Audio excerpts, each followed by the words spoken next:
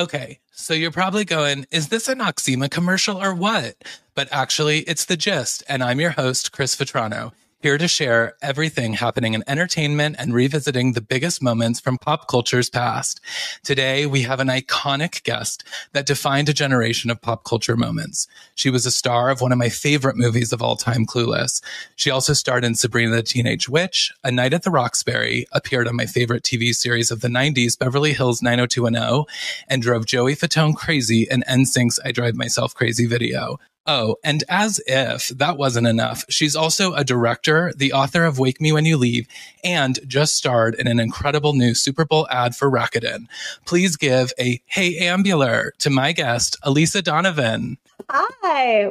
Intro. Thank you so much.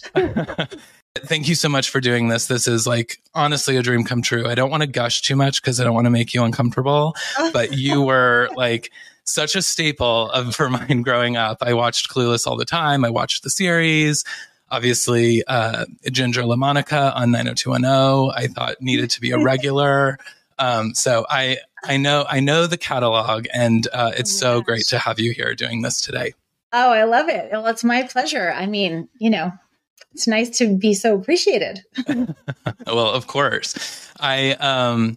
So you just did the Super Bowl ad revisiting Amber. So tell me, how was it sort of stepping back into her shoes after all this time?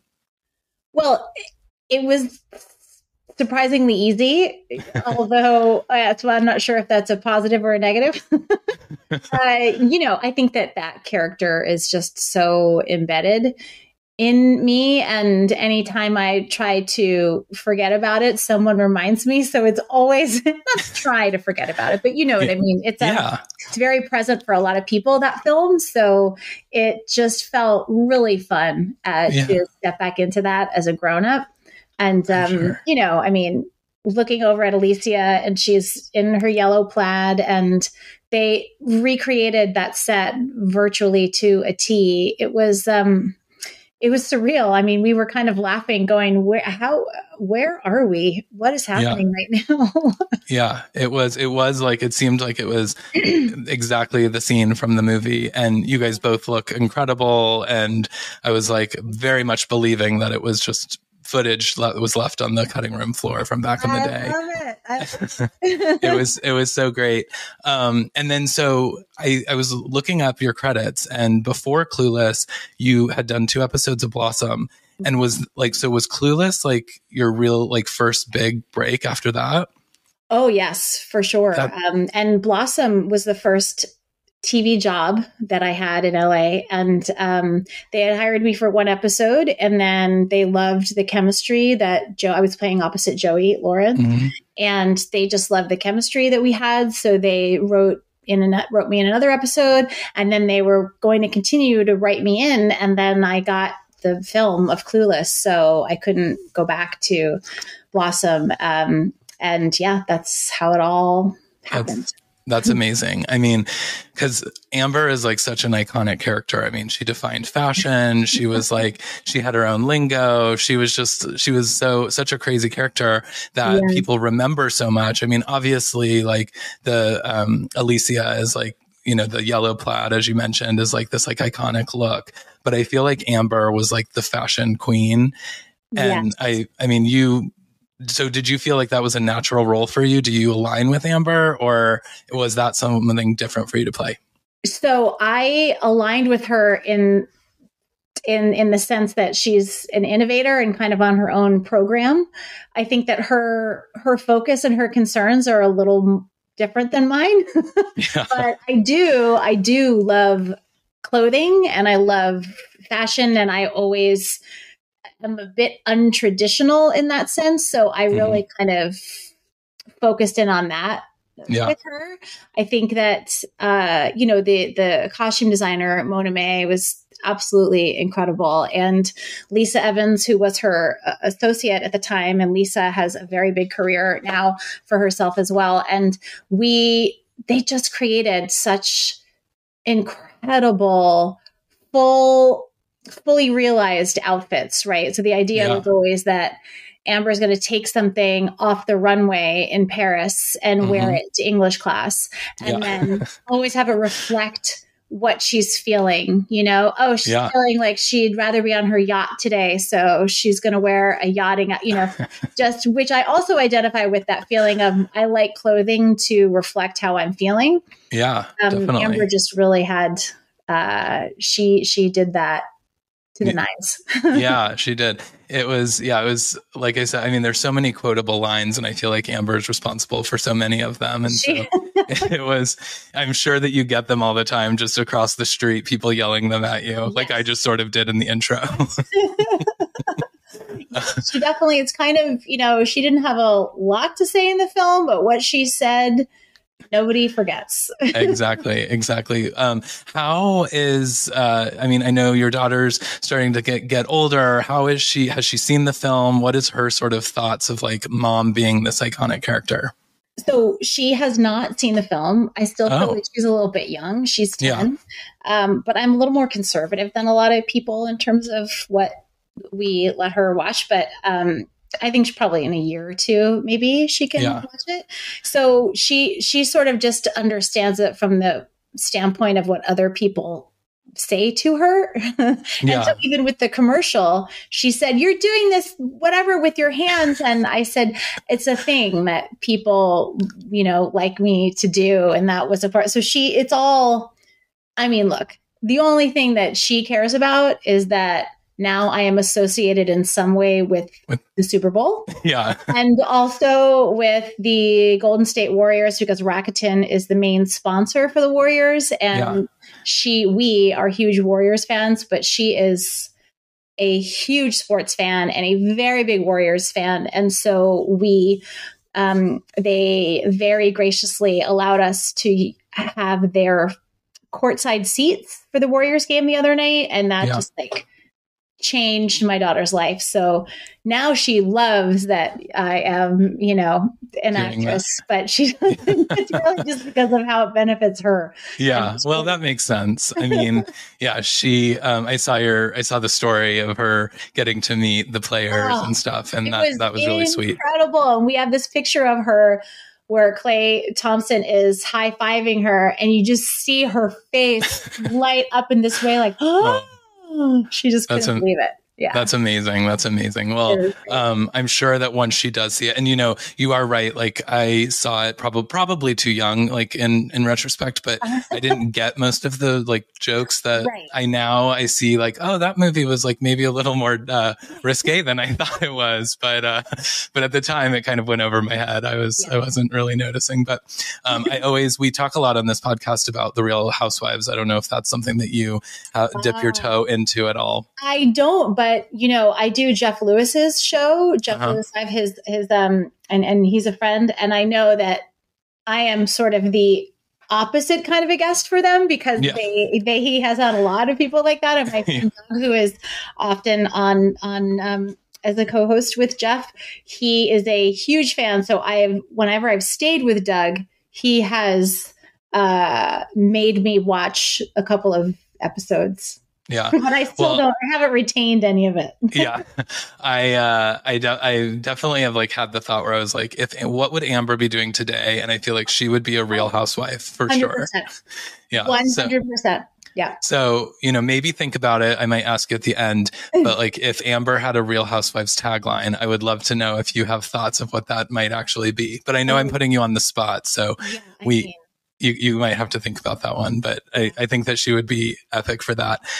Also, I mentioned that you were also on Beverly Hills 90210, obviously the bad girl best friend of Valerie Malone. That must have been like a crazy character. I mean, unlike Amber, she was like more of a vixen, but still kind of the bad girl, obviously. So how was that? Was that a fun character to play? Oh my gosh, Ginger. She was a ball. I always look at that character like, gosh, if I had an ounce of her confidence, and she has got balls, you know, like she did whatever she wanted. And I think she was, you know, she's like a scrapper. She was like, I'm going to take everything I want here. I'm going to utilize this situation. And, I mean, I think everything, like she got high, she slept with everyone, she stole things from everyone. she, I think she blackmailed Valerie too. Like, Yep. I don't even know. I just thought, oh man, Blackmailed her in order to break up her and David. Yeah. Yeah, no, it was, I always was like, I feel like Ginger needs to be like a regular cast member. Like she has so much story that we haven't like gotten into. And so that was always my dream would be that you would come back and be a regular. I loved that show. It was so much fun doing that. I feel like I've been really fortunate in terms of the casts and the groups of people that I've worked with. It was just a joy. Jason Priestley, like what a lovely human. Yeah. Yeah. I mean, Beverly Hills was obviously such another iconic show, and like it revolutionized kind of pop culture in so many ways. They had their own Barbie dolls and they had everything, lunchboxes and all the things. And, Clueless was in the same. Like, does that resonate to you as like, a star of one of these major films and TV shows, that you were part of this like huge pop culture shift? I mean, I don't know how else to, it's just like it's just how my life has been. Do you know what I mean? So I don't know how it would be to not be a part of it. So well, again, and you started so early with Clueless, like being like one of the first films or the first film. And, so obviously it's like that probably just became second nature. Yeah, I feel like I have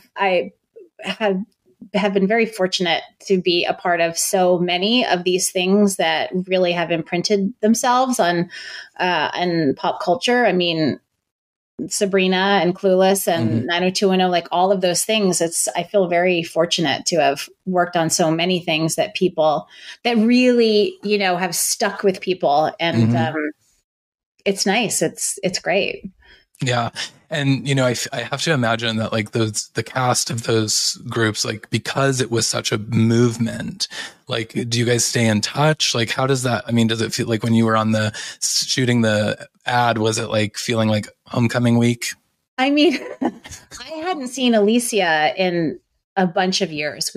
Over the years, we've had a couple of things to do, always, surrounding an anniversary or something. And when my daughter was a baby and her son was maybe a year and a half old, we had to do this photo shoot. And I think maybe I saw her once after that, but I really hadn't kept in touch with her.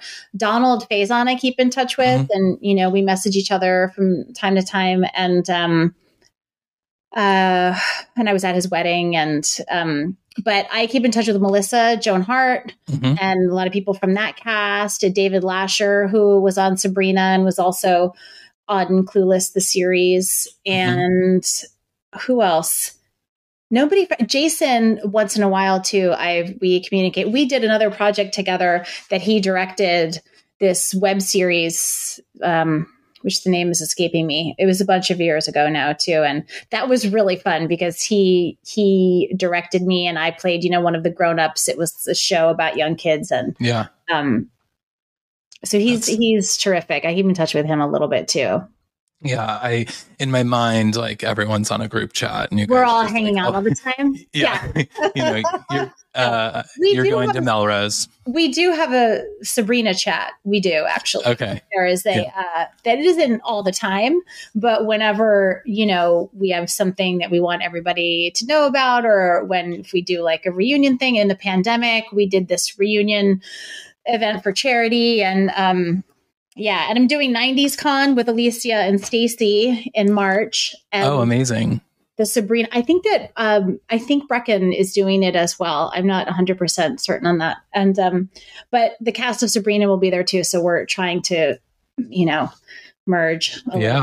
That sounds amazing. Yeah. 90s Con. That sounds like exactly where I should be. It sounds like that is where you should be. Yeah. I actually just learned about it just now. So now I'm like probably going to be Googling it after. There you go. Yeah. Amazing. Well, I also want to talk about your book because, and it's also becoming a film that you're going to direct. Is that right? So I lost my mother to terminal cancer when I was 18. So I really resonated when I saw what the book was about, and I went through and, I started to pull some quotes that I was going to want to read for the podcast. And then I was like, no, I want to, not cry in front of Elisa. But like I was reading like the letter that you wrote your dad, and it was like reminding me of, you know, things at times where it's like you want to say those last few things that you never got to say. And I've never thought about writing a letter to my mom. And you kind of gave me that like thought that like now I want to do that exercise because it's such a healing thing. And, you know, I want you to kind of tell what came or how the book came to be, because I feel like I get visited from my mom in different ways. And so I just like, when I saw what you were writing about, I was like, oh my gosh, I can't wait. And so I started getting into the reading of it, and it's just amazing, the storytelling. But for folks listening, tell us a little bit about like what the book is and how you came to write it. First, I'm so sorry. That's really young to lose your mom. That's a lot. Yeah. I mean, it decimated me, and I was 30 or 31. So I feel for you. So the book, you know, all of these things happened at one time. My dad was diagnosed with cancer. Sabrina was canceled, and I did not get another job. You know, I tested what's called screen testing for all these pilots, did not get a job. And then my relationship ended with the person I thought I was going to marry. And then my dad died. So sort of all of these things that made my life make sense were just systematically removed. And I had quite literally nothing to hold on to. And it made me reevaluate my whole life and my entire path and what I really wanted and what mattered to me and how I wanted to spend not only my time, but my creative life and my creative time, like what was really my purpose in being here. And the book is really about the grief process, and then how unexpected all of that was for me, and also how so much of the healing came from these otherworldly sorts of experiences with my dad. And the dreams in particular that he came to me in, they're just extraordinary. And, you know, anyone that has had this kind of visitation dream knows what I'm talking about. It's very different than, I have a very active dream life, and there are a lot of dreams in the book, but these visitation ones are so distinct and so different and really powerful. And it just opened up something in me that helped me to understand how when someone we love dies, they don't really leave us. It just changes, the relationship changes. And for me, that was really healing and revelatory. I mean, I honestly feel as though my relationship with my dad is closer now than it was when he was alive, you know. And since you can see all over. Oh my God. There's dad. Sometimes he's also laughing a lot when do things like that. Yeah, that's amazing. Well, that's dad. I mean, there he is. He's saying hello. Yeah. That's that was something that I thought you did so well in the book, was really defining and describing the grief process. Like I remember when you talk about like laying on the shower floor for like sometimes 40 minutes, just letting the water rush over you. And, you know, that is like such a way of like describing that grief process. Is like sometimes you just like, and life goes on. And so those moments in the shower and things like that, like are the ones that you sort of have to hold on to. Because, you know, obviously I wasn't Amber and Clueless. So when I had my moments on the street crying, people weren't coming up and asking if they could take photos with me, like they were with you. But, you know, you talk, even in that story that you told about the woman that came up and like wasn't understanding that you were saying like, hey, I'm like in the middle of, you know, a grief process and going through like a hard time. She was kind of unaware, but it resonated to me because it was this like, well, life goes on and the people around you are not aware of the things that you're feeling when you're going through the grief. And so it was amazing. And that's so disorienting because it's so present with you, right? That it feels like it's written all over your face, right? Or it's just written all over your body. So everybody has to see it. Yeah. And they don't, but it's like, that's how intensely it feels. And it feels sometimes impossible to get through the world.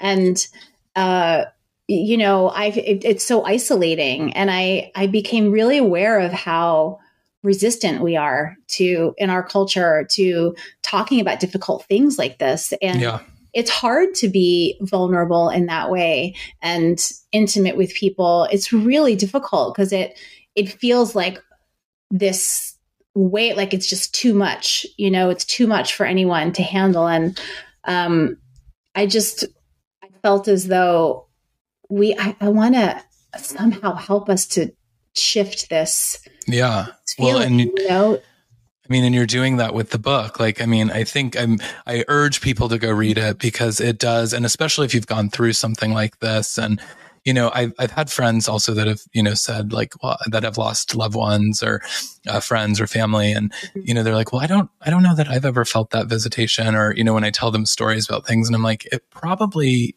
is happening. You just have to be more aware of it. Yeah. And I think the more that like we talk about it and share each other's stories, like you become more aware of those things around you. Because I think oftentimes there's something that we're resisting it, but we don't even realize it. And sometimes that resistance comes from, it's too painful, right? Yeah. I don't want to think about it. And so if I open myself up to that, it's just going to hurt too much. And that was the feeling that I had in the first dream that I had with my dad. When I woke up, I felt incapacitated. Like, oh my God, I do not know how to function now. Like now I really feel this, but what winds up happening is it opened me in a way that allowed me to process my grief and to let him in and let other people in, and to not be so scared of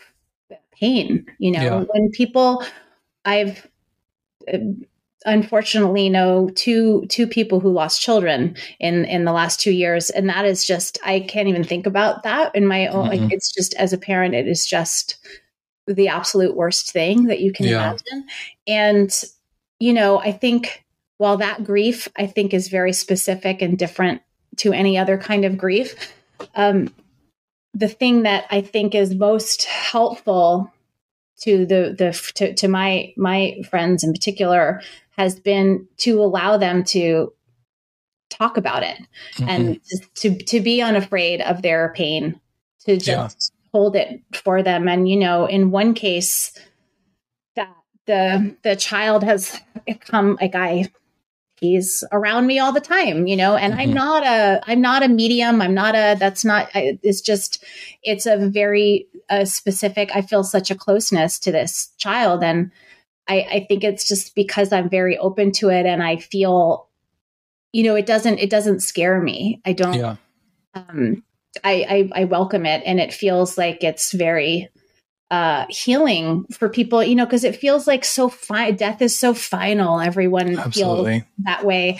But, I've learned that it just isn't. It's final in the physical form. Yes. Like, my dad's not sitting here having a cup of coffee with me, but sometimes I'm like, he's having a cup of coffee with me.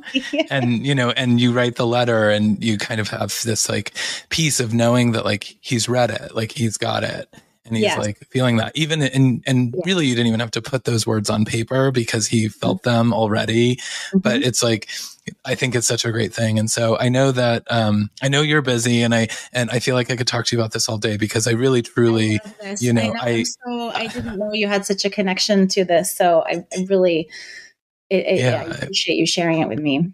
Yeah, I was when I started looking at the book, and I was like, oh, like I'm so interested in this, and similarly, like I never felt like I was a medium or things, but I did see one, and she had said to me like, you're intuitive, like you have those feelings, and I was like, well, I've thought things before. And she's like, no, those are real things. Yes. And it's such an amazing thing. So tell us, because I know you're going to have to go, but, tell us a little bit about like the film, and like, what's the next thing that you've got going on, so that we can, continue to talk about it. Yes. So the film version of the book is in development. And what that means is I have written the script, and I am attached to directing it. And we have about half of the cast attached so far. And I have a wonderful producer who has been to Sundance many times and won awards at Sundance. Amazing. we are raising the financing. So putting together the final financing now. So we're hoping that we'll be able to shoot by the end of the year. Cool. So that's the plan. Yeah. Well, hopefully like maybe when the film comes out, maybe you'll come back and we can talk more about it because, like I said at the beginning, this is like a dream come true. You were like such a like pivotal part of so many things that I loved growing up. And then, and it really felt like, it almost felt like a gift from my mom when I saw your book. And I was like, wow, I already feel connected. Because when I started this podcast, I just have to tell you, my husband asked me like, well, who would be one of your dream guests? And you were one of the first people that I said, because I was like, she was in all of these things. Like, yeah. Yeah. So I need to just wrap it up because I have done it now. Like you were the MVP here. So, but really I'm so grateful. And, I am that girl on the street now who you've just made the day. And, I appreciate you being here and everything that you have given to pop culture. Oh, Chris, this has been an absolute pleasure. Truly. Yes. Thank you so much for having me, for sharing all of that. And where can people find you online? What your socials are? Yes. So Instagram is Red Donovan and Twitter is Red Donovan. And I think TikTok is the same. TikTok is a newer thing. So forgive me. I don't really know how to do it, but I've done a couple things that people seem to like on there. And Facebook is Elisa Donovan. They all have the little blue check mark. Perfect. Yeah. Cause there's a lot of imposters out there. So make sure you're following the right one. But yeah. And, I did see the TikToks. I have a little something special to go along with this, this episode that I used one of your TikToks for. So, so be on the lookout for that. But like I said, yeah. But like I said, thank you so much for doing this. I definitely hope that we get to chat again. And for everyone listening, thanks for tuning in. Be sure to follow Elisa. And like I said, get the book because it could be life-changing for you. And it certainly has been for me. And yeah, don't forget to rate and subscribe so you never miss an episode of The Gist. I have been Chris Vetrano and living my dreams right here. So you guys go do that. Have a great week. And thanks so much for tuning in.